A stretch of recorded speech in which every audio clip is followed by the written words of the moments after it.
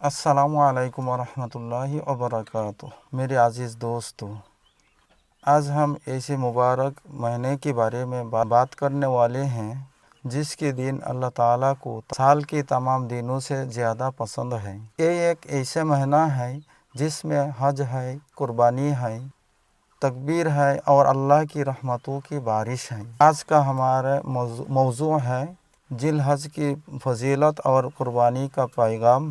قرآن و حدیث کی روشنی میں اللہ تعالیٰ قرآن میں ارشاد فرماتا ہے والفجر ولیال عشر۔ مفسرین فرماتے ہیں 10 راتوں سے مراد ذی الحج کی پہلی 10 دن ہے، یعنی اللہ تعالیٰ نے ان دنوں کی قسم کھائی۔ اللہ کسی چیز کی قسم اس کی عظمت کی وجہ سے کھاتا ہے۔ عبداللہ ابن عباس رضی اللہ عنہ سے روایت ہے، حضرت رسول کریم صلی اللہ علیہ وسلم نے ارشاد فرمایا، اللہ کے نزدیک کسی بھی دن کا اعمال ذی الحج کی پہلی 10 دنوں کی اعمال سے زیادہ افضل نہیں۔ صحابہ رضی اللہ عنہم نے پوچھا، یا رسول اللہ، جہاد بھی نہیں؟ تو آپ صلی اللہ علیہ وسلم نے ارشاد فرمایا، جہاد بھی نہیں سوائے اس شخص کے جو اپنے جان اور مال لے کر نکلا اور کچھ بھی واپس لے کر نہ آیا۔ یہ صرف عید اور قربانی کا مہینہ نہیں ہے، یہ عبادت کا مہینہ ہے۔ ان دنوں میں خاص طور پر نماز کی پابندی کرے، زیادہ سے زیادہ قرآن شریف تلاوت کرے، اللہ تعالیٰ کا ذکر ادا کرے، تکبیرات پڑھے، روزہ رکھے، صدقہ کرے، توبہ اور استغفار کرے۔ ان سب کی بہت فضیلت ہے، خاص طور پر 9ویں ذی الحج یعنی یوم عرفہ کا روزہ۔ حدیث میں آتا ہے، ابو قتادہ الانصاری روایت کرتے ہیں کہ محمد صلی اللہ علیہ وسلم نے فرمایا، مجھے اللہ سے امید ہے عرفہ کی دن کے روزہ 1 سال پچھلے اور 1 سال پہلے گناہوں کا کفارہ بن جاتا ہے، لیکن جو لوگ عرفات کی دن حج میں موجود ہو ان کے لیے روزہ نہیں۔ ذی الحج کے دنوں میں تکبیرات کی اہتمام کرنا چاہیے۔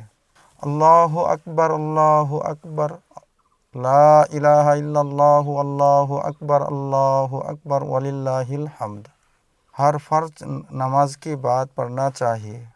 آج افسوس کے ساتھ کہنا پڑتا ہے کہ بہت لوگ قربانی کو ایک رسم سمجھتے ہیں۔ قربانی کا مطلب ہے اللہ کے حکم کے آگے جھک جانا، اپنی خواہشات کو قربان کرنا، اپنے نفس کو اللہ کے لیے توڑ دینا۔ اپنی خواہشات اور اپنے نفس کو اللہ کے لیے قربان کرنا ہے۔ حضرت ابراہیم علیہ السلام نے خواب میں دیکھا کہ وہ اپنے بیٹے کو قربان کر رہا ہے۔ انہوں نے اپنے بیٹا اسماعیل سے کہا، بیٹا، میں نے خواب دیکھا ہے کہ میں نے تم کو ذبح کر رہا ہوں۔ حضرت اسماعیل علیہ السلام نے جواب دیا، ابا جان، جو حکم ملا ہے اسے پورا کیجیے، انشاءاللہ آپ مجھے صبر کرنے والوں میں پائیں گے۔ سبحان اللہ! نہ باپ نے اللہ کا حکم ٹھکرایا، نہ بیٹے نے انکار کیا۔ یہی اصلی اسلام ہے، اللہ کے حکم کے سامنے سر جھکا دینا ہے۔ اللہ تعالیٰ ارشاد فرماتا ہے، اللہ تک نہ جانور کا گوشت پہنچتا ہے اور نہ جانور کا خون، بلکہ تمہارا تقوی پہنچتا ہے۔ یعنی اللہ کو دکھاوا نہیں چاہیے، اللہ کو دل کی اخلاص چاہیے۔ آپ کے دل میں کیا ہے؟ کیا آپ لوگوں کو دکھانے کے لیے قربانی کر رہے ہو یا خالص اللہ تعالیٰ کے لیے؟ آج لوگ پوچھتے ہیں، کتنا بڑا بکرا ہے، کتنی قیمت ہے، کتنا ہیوی جانور، لیکن کوئی یہ نہیں پوچھتا کہ دل میں اخلاص کتنی ہے، نماز کی پابندی کتنی ہے، حرام سے بچنے کی فکر کتنی ہے۔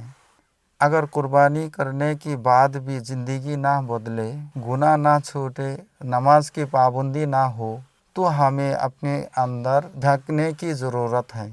حدیث شریف میں آتا ہے، ام سلمہ رضی اللہ عنہا روایت کرتی ہیں کہ محمد صلی اللہ علیہ وسلم نے ارشاد فرمایا، جب ذی الحج کے چاند نظر آ جائے اور تم میں سے کوئی قربانی کرنے کا ارادہ رکھتا ہو تو وہ اپنے بال اور ناخن کو نہ کاٹے۔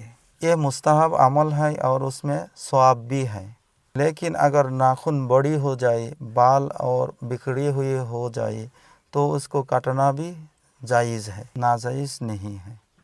قربانی کا ایک بڑا مقصد غریبوں کو خوش کرنا ہے۔ آج کتنی گھر ایسے ہیں جہاں سال بھر گوشت نہیں پکتا۔ اگر اللہ نے ہمیں مال دیا ہے تو ہمیں شکر ادا کرنا چاہیے اور ضرورت مندوں کا خیال کرنا چاہیے۔ ذی الحج ہمیں حج کی بھی یاد دلاتا ہے۔ دنیا بھر کے مسلمان ایک ہی لباس میں اللہ تعالیٰ کے سامنے کھڑے ہوتے ہیں۔ اس میں نہ کوئی امیر ہوتی ہے، نہ کوئی غریب، نہ کوئی بڑا، نہ کوئی چھوٹا، سب اللہ کی بندے۔ یہی اسلام کی حسن ہے۔ میرے دوستو، ذی الحج کی یہ دن زندگی میں بار بار نہیں آتے۔ ہو سکتا ہے یہ ہماری زندگی کا آخری ذی الحج ہو، اس لیے خالص دل سے اللہ تعالیٰ کی دربار میں توبہ کرو، نماز کی پابندی کرو، ماں باپ کو راضی کرو، قرآن شریف سے رشتہ جوڑو، گناہوں کو چھوڑو اللہ کے لیے، اور قربانی کو صرف رسم نہ بناؤ۔ کل قیامت کے دن اللہ تعالیٰ جب پوچھے گا، میں نے تمہیں مال دیا تھا، صحت دی تھی، وقت دیا تھا، تم نے میرے لیے کیا قربان کیا تھا؟ اس وقت ہمارا کیا جواب ہوگا؟ میری اللہ سے یہی دعا ہے، ہمیں ذی الحج کی حقیقی قدر نصیب فرما، ہمیں اخلاص والی عبادت نصیب فرما، ہمارے قربانی کو قبول فرما، ہمارے گناہوں کو معاف فرما، ہمیں سچا بندہ بنا دے۔ آمین یا رب العالمین۔ وآخر دعوانا ان الحمد للہ رب العالمین۔